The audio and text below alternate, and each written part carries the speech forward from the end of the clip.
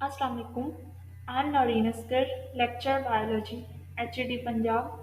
Today I am going to discuss about how to attempt a paper with negative marking.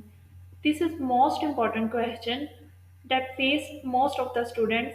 Like ऐसा paper जिसमें negative marking है उसको किस तरीके से सॉल्व किया जाए either to attempt a maximum paper और leave most of the MCQs.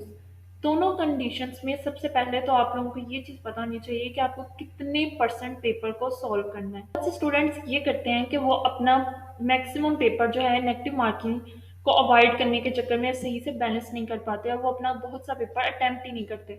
उन वो ये चीज़ कंसीडर नहीं करते कि अगर वो एक एमसीक्यू छोड़ रहे हैं तो इस केस में भी उस एमसीक्यूज का मार्क्स जो है वो स्किप हो रहा है। तो इस वजह से जो है वो हम तब भी मेरिट में जो है वो फॉल नहीं करते like in case of PPSC just 50 to 60 में सॉल्व करते हैं। लेकिन ये हमारी सबसे बड़ी मिस्टेक होती है क्योंकि जब तक हम पेपर ही 60 to 80% सॉल्व नहीं करेंगे तो हम लोग ये इमेजिन भी नहीं कर सकते कि हमारे मार्क्स जो है 50+ आएंगे। और नॉर्मली जो इंटरव्यू का क्राइटेरिया होता है, इंटरव्यू का मेरिट होता है, वो ऑलमोस्ट 50+ ही जाता है।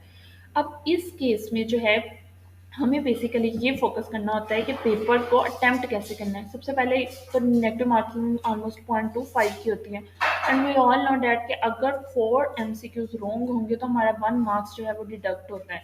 लेकिन एज वेल एज अगर हमारा एक भी एमसीक्यूज ठीक हो जाता है तो अगेन हमें जो है वो 4 एमसीक्यूज को जो है वो गलत करने का चांस मिल जाता है। तो अगर हम उस एमसीक्यूज को जस्ट स्किप कर देंगे तो इस केस में भी हमें मार्क्स नहीं मिलते। इस केस में भी वो एमसीक्यूज का मार्क्स भी जाता है और इसके अलावा माइट भी पॉसिबल कि वो ठीक हो जाए। लेकिन ये मतलब नहीं है कि अब हमें बिल्कुल नहीं आता और हम उसको जो है जस्ट एक ट्रिक्स लगा रहे हैं और ये कोशिश कर रहे हैं कि हमारा जो है वो पेपर ठीक हो जाएगा। Basically preparation is much more important. इस केस में ऑलमोस्ट 90 मिनट्स जो है वो पेपर के होते हैं जिसमें से 80% आपने जो है वो पेपर मस्ट भी सॉल्व करना है और मोस्टली जो मेरिट का क्राइटेरिया होता है वो 50 to 70 की रेंज में होता है। अगर सीट्स ज़्यादा हों तो उस हिसाब से होता है, अगर सीट्स कम है तो मेरिट ऑब्वियसली थोड़ा ज़्यादा होता है। अगर हम ये चीज़ डिस्कस करें कि नॉर्मली एक ऐसा टेस्ट जिसमें आपके 40 से कम मार्क्स आ जाते हैं। नॉर्मली मोस्टली जो गवर्नमेंट लेवल के टेस्ट होते हैं अगर 100 मार्क्स का एक MCQs one paper MCQs based test है तो उस केस में अगर 40 से कम नंबर आते हैं तो वो वैसे ही आप टेस्ट में ही डिस्क्वालीफाई कर जाते हो, फेल कर जाते हो। तब आपका चांस लॉस्ट होता है क्योंकि नॉर्मली गवर्नमेंट लेवल की जॉब्स के लिए एक स्पेसिफिक पोस्ट के लिए आपके पास 3 चांस होते हैं और इनमें से अगर आपका टेस्ट क्लियर है लेकिन आप इंटरव्यू के क्राइटेरिया पे नहीं आते तो इस केस में आपका चांस तो सेफ रहता है। लेकिन आप जाहिर सी बात है इंटरव्यू के लिए क्वालिफाई नहीं कर रहे तो आप जॉब तो सिक्योर नहीं कर सकते। इसी तरह थर्ड वन कंडीशन ये है कि अगर आपका टेस्ट क्लियर है लेकिन आपके इंटरव्यू में से बिलो 50 मार्क्स आते हैं like in case of PPSC जो 100 मार्क्स का इंटरव्यू होता है, स्पेशली अगर हम बात करें एफपीएससी के केस में तो उसका जो है 200 मार्क्स का इंटरव्यू होता है। तो इन दोनों केसेस में अगर आप 50% से भी कम जो उनका पासिंग क्राइटेरिया है उसको भी अचीव नहीं करते तब भी आपका चांस लॉस्ट होता है। एंड फोर्थ वन अगर आपके दोनों क्लियर है test and interview then you safe. लेकिन इसके लिए भी ज़रूरी है कि जितनी पोस्ट हैं उसके अकॉर्डिंग आपको टॉप मेरिट में आना पड़ेगा ताकि आप जो है वो अपनी सीट को जो है वो क्वालिफाई कर सको, उसको सिक्योर कर पाओ। उसके बाद अगर पेपर को जो सोल्व करने की बेस्ट मेथड और बेस्ट टेक्निक है वो मेरे केस में तो ये डॉट मेथड था। नॉर्मली जब आपको पेपर डिस्ट्रीब्यूट करते हैं तो वो ये कहते हैं कि आप इस पेपर के ऊपर कोई टिक या मार्क नहीं कर सकते। इवन क्वेश्चन पेपर पे बबल शीट का तो होता है लेकिन इसके अलावा क्वेश्चन पेपर पे भी आप जो है वो कोई टिक एंड क्रॉस नहीं कर सकते। इस केस में जो है सबसे ज़्यादा सूटेबल वे यही है कि आप जो है सबसे पहले उन एमसीक्यूज को सॉल्व करें जो आपको आते हैं।